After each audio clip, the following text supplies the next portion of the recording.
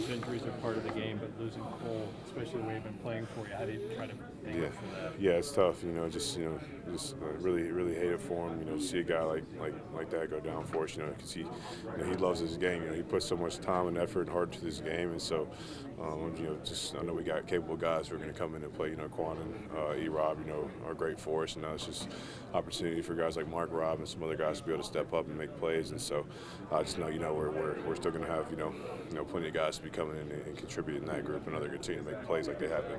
Does it change much for you guys, communication-wise, for the outside guys, when you don't have a guy like Cole in there? Yeah, just like I said, I think Quan and E-Rob, are other capable guys who are able to have the green dot and able to communicate those calls well for us. So we're not really worried in any way in that way. So I think just having other guys, who are able to make those calls for us just really helps a lot.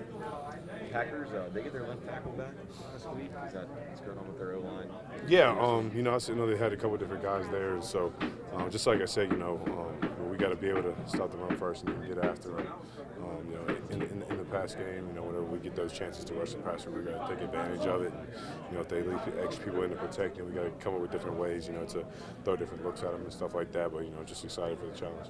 You're among the league leaders pressures, I think. Do you take pride in that, or are you more of just like, I don't really care if I'm not getting the sacks? No, for me, it's ultimately, sacks are, amazing. That's the goal of rushing the passer is getting those. But for me, I also pride myself on being able to get pressure on the quarterback and getting those pressures. Sometimes leads to some bad throws and stuff like that. And so for me, I just want to continue to rush. Whether it's sacks or pressures, whatever I get, I just want to keep rushing and keep getting more and more of them. The Jets coach, I think he said sacks are an overrated stat. Did you see that, and what was just your overall? No, I haven't seen that. What's your overall thought on just today's ways of measuring pass rushers? And is it all about sacks? Is there metrics that you look at? I think that's the main stat. As being an edge rusher and being a pass rusher is getting those sacks. But I think overall, if you got a guy who is able to get a lot of pressure and can stop the run as well, I think that's just really a complete player. And so just having seeing guys around the league, that might not get as many sacks, but are guys who create a lot of pressures and create a lot of plays and get a lot of turnovers and make run stops as well. Those are guys that can play and stuff like that. And so, but also getting sacks. That's the goal. And so we know there's a lot of sacks, strip sacks. Are game-wrecking plays. Sacks are drive enders, and so ultimately, that's the main goal. But I think just having a well-rounded game with pressures and run stops is important as well. Alex, what does it do for a defense when you can have a corner that can shadow somebody from side to side? To that vein, where have you seen Joey improve the most? Yeah, I've definitely seen improvement over these past couple of games with him. I know he's someone he's confident and he's a competitor, and that's what you need, in a top corner. And so I think just having him being able to travel with those guys, traveling with the number one receivers on the team is important. And so he brings that competitive aspect to it, and I think that's really an edge that he has. And so I'm just looking forward to seeing him improve week by week. Did you get a chance to interact with JJ Watt much while he was visiting? I said what's up to him after the game, yeah. So, it was cool that he came and visited. I saw him waving the terrible towel, so it was awesome he was up there waving and stuff like that. I guess he said he was in the weight room on whatever day it was over the weekend. I don't know if guys were in there when he was here. Oh, he was here? Yeah, he said he got a lift in and everything, and that dude's missing the game. He's one thing about it, he's always working, and so it's been I got to talk to him a couple of times, and every interaction that I've had with him has been really great. And so you see so much of him and TJ, and just how TJ works, so just seeing how JJ played the game, you see a lot of it in TJ and the intensity he plays the game in as well. So it's pretty cool. So how do you feel about getting another start over there? It feels pretty good. Just being able to be out there with the team, help provide. Trying to get the victory. So just being able to go out there and compete with, protect Kenny feels good. You getting more comfortable over there? You can say that for the most part. I really just trying to look at it as being an athlete. Broderick, when you watch tape, what stood out? What did you think of your performance from that standpoint? What stood out? I would say probably my pass pro. My pass pro was pretty solid, for me not being able to get that much practice at the right side and just being able to go out there and do it. So. How much of an advantage is it for you? You said you didn't get a lot of practice on the right side. Now having a full week to work on the right side, just how much of an advantage is that going into this upcoming game? I wouldn't look at it as an advantage, more so of just the preparation of it, which it can be an advantage, but I don't look at it like that. Just being able to prepare and, you know, get the feel for it throughout the week, you know, I feel like that's a big plus for me. Broderick, we saw a lot of instances of you pulling or even getting out of space to block for screens. How much did some of the things they do maybe highlight some of your athleticism? How much do you enjoy some of those things? I actually like being able to like pull and get out on the perimeter and, you know, just show my athleticism. You know, I did it a couple times last game. I don't know what the plan is this week for it. I really don't. I don't think we ran it this week yet, actually.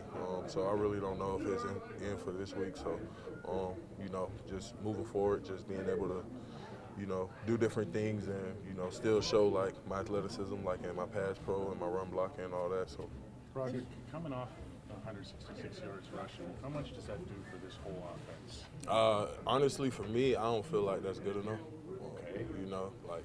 I came from Georgia, you know, not to dwell on the past, but, you know, like we were big on running the football. So, you know, I want to be 200 plus every time. That's just me. I know this is the NFL level, but, you know, if we're going to commit to the run game, we got to do it all the way. It seems like Chooks has been pretty selfless in helping you. What are some things he's done to assist you in this process, and what can you say about that and what might otherwise be kind of an awkward situation? It's not even awkward. Like, it's like basically the same thing like that was going on with like me and Dan. You know, like Chooks is like a big brother on the field. You know, just being able to talk to me and coach me through the things that he see, like things I can do better, like giving me little tips and like what, you know, just like, you know. So I feel like it's a big help for me. Just being able to like have him like behind watching and, you know, being able to just like have, it's basically like having an extra coach. Broderick, what does that mean for you that those guys are both so selfless and able to work through whatever they're working through to help you out? Man, it's big for me just because I get the best of both worlds on the left and the right. So, you know, just being able to get those points, those coaching points. And, you know, Chooks been doing it for 6 years, and he's in his 3rd year. So, you know, they've seen a lot. So just being able to get the insight of the game from them and a different perspective is. Have you been told you're going to start for sure? Have you been told you're for sure starting Sunday? No, not yet, but I'm still running with the one, so. Same class week. Yeah. You know, we saw you step in and get a start last game. We saw Joey lock down the top receiver. Kendall Benton looks like he's stepping into expanded role because of injury.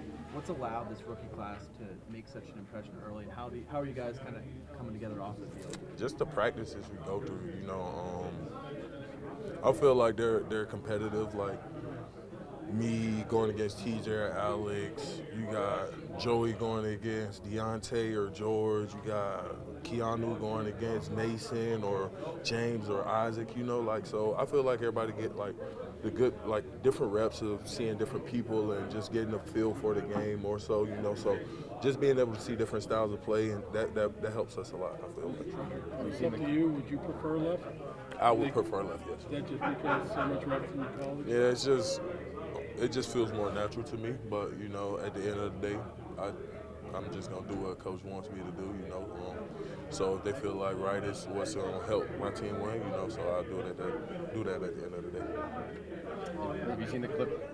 Broderick, was there something that you guys were doing up front schematically that allowed Najee and Jalen to have such big nights on Thursday? I really don't think, you know, it's a team effort, but those guys do a great job of, you know, seeing the holes, being able to hit it downhill. They do a great job of, you know, second level contact, like running through contact, like all those things play a factor in those different areas. So, you know, it's a team effort. Broderick, have people tagged you in that clip of you and Mike Tomlin on the sideline from the game? I guess he was mic'd up and they caught a lot of you guys talking back and forth. Nah, I ain't heard that one. It was what he was telling you throughout the Titans game about all day and really just kind of giving you encouragement on the side. I ain't see that one. I gotta go find that. Is that pretty common for him to talk to you a lot? Yeah. Coach is like he's like a vocal leader. So like everybody. It's not just me. It's the whole team. You know. If he got something to say, he's gonna say it. So you're gonna feel his presence. How was your personal relationship with him this season? It's been pretty good. You know, for the most part, like we've had that relationship, and it just continues to grow. So, you know, I look forward to see what the future holds. Is he who you thought he would be? Yeah, of course. Yeah, hands down. Did he press you about that penalty at all? A little bit. He did. He got on me a little bit, but at the end of the day, it's next play mentality. So. How did you guys get by without Minka as well as you did last game, and how do you do that if you have to? Yeah, we obviously still don't know how long Meek will be out. We all know that he's the soul and the heartbeat of this secondary. You know, we wish him nothing but the best, but he's in the meeting room with us each and every day. He's on the sideline communicating with guys, helping guys understand what positions they need to be in certain calls, certain concepts to look for. So he's around each and every day helping, the guys who are stepping in for his position, like me, KZ, and Keanu. Pat, you mentioned it's something you wanted to do. Is it something that you like doing and that you feel like it's been suiting your game, moving around and playing some safety? I definitely think it has been suiting my game a lot. It gives me an opportunity to not only just be all over the place, but kind of be accounted for now, because like just being in left corner, like, all right, Peterson is over there. He's not pretty much going to be anywhere else now. When you look at the film, they blitz me a little bit now on the middle runner sometimes. So you just never know what you're going to get, when we game plan for a team. And I think that's the beauty of our secondary in totality, because we have so many guys that you can plug in different places that can help us be successful and throw off the timing of the quarterback. Is it energizing for you to have something new to it is. Kind of a challenge after all this time? It really is. It really is. I enjoy it. I love coming to work each and every day because I know it's going to be something new for me. Just like last week, Coach, brought the idea to us that I'm probably going to be playing in those Mika position and those money downs, and my antennas went up, just started smiling, cheesing ear to ear, because like I said, now having the opportunity to do that on the tail end of my career, something I always wanted to do, and now having the opportunity to do it at such a storied franchise and a team that really relies on their defense, ain't no better feeling. Do you remember when you were a young corner? First time being asked to shadow another receiver. Who it was, and what would it compare that to, like Joey and what he? Going back to 2011, my first matchup, if I recall correctly, it was Brandon Lloyd when he played for the Rams, and had a pretty good game. In that game had an interception. Also had a punt return for a touchdown. So, but to see Joey getting that responsibility now, it's so pleasuring to watch, because I was in his shoes, at his age, so I had those opportunities, and what I think is going to happen is going to do nothing but grow his confidence. You can just see his confidence grow each and every week, the more and more that he's out there on the field, and the sky's the limit for him. I'm just extremely proud of the steps he's been taking. You can tell that he wants to be a good player in this league. He wants to be a household name in this league, and he's doing everything in his will to make sure that's possible. Pat, we've asked you a lot about Joey, but it's not just him. There's Nick Herbig making contributions. Yeah, I mean, this whole rookie class. From your perspective as a veteran, what allows some of these younger guys to step in and be such an impactful player? Say the last part again. From your perspective as a veteran, how have some of these young guys been able to step in so quickly? What's enabled them to do that? Honestly, just having great guys in their rooms, man. With Nick, with TJ, Joey, with me and Meek. So these young guys are KB, Keanu in the room with Cam. So these guys are around guys that play a lot of football, that understands the game, that are in the position that they're trying to get into. And the thing I love about this rookie class, man, they're like sponges, man. They absorb all the information that's given. They want information. They want whatever nugget that we can give them to help them become better and also help this team be successful, because this rookie class is probably one of the better ones I've been around in a while, because all of these guys are having a huge contribution to this football team. Statistically, that Tennessee game was one of the better ones for the defense. How'd that look versus how you guys want it to look? And how close are you to getting it to look like you want it to look? You know, we're getting there, man. It's still a work in progress, but I will say we're moving and trending in the right direction. You know, now in the third quarter of the season, November, that's where a lot of real football is being played. A lot of the pretenders and the contenders start to weed themselves out, you know, and we want to be one of those teams that's continue to trend in the right direction. So what's going to get you there on your side, defensive side? Say it again. What's going to get you guys there on the defensive side? Just continue, sticking in there with one another, continue to fight, and try to continue to have a point of emphasis of eliminating those big plays and smashing the run. Joey, what was the experience like shadowing the receiver around? How do you feel like you did? It was fun, you know. It's definitely stuff you always dreamed of growing up as a kid, especially watching Thursday night football. So I was just glad that Coach put me in a position to do that. I feel like I did a pretty good job, and just keep moving forward with it. Joey, we're going to see more of that? I really don't know. You know, like I always say, it's up to the coaches and their game plan. I just follow it. What challenge does the Green Bay receivers corps give you? Oh yeah, you know, they got a good wide receiver core. Definitely went against one of their guys at Michigan State, Reed. I think he's a good ball player, so it's going to be a good matchup. When you go up against a guy like Hopkins, is that somebody wow, I saw that guy come in the league and become a star? Is that somebody you kind of followed or knew a lot about? Yeah, definitely. You know, just growing up, seeing him, seeing just the DB matchups with him, like the Jalen Ramsey and Hopkins. You know, you used to always tune into those because those are just going to be fireworks. So I definitely had my moment to do that, so it was definitely fun.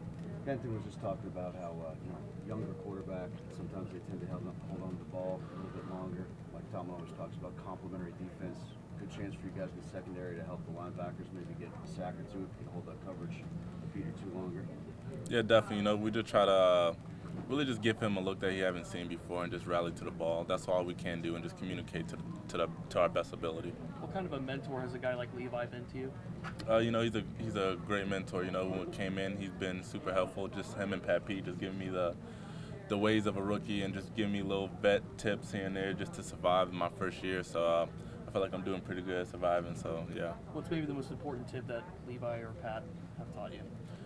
Really just be where your feet are. That's all I really can do in just stack days, and that's all I got to continue doing, so that's what I'm going to try to do.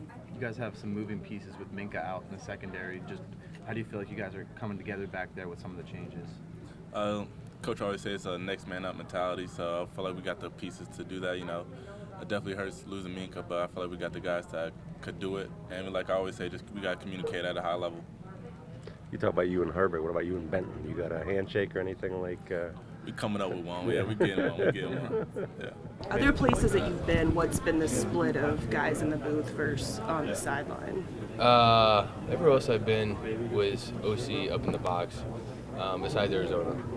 With Cliff was the head coach, but he was on the sideline. Can't be in the box. Yeah. Basically, led 166 yards we saw on Thursday. How do you go forward?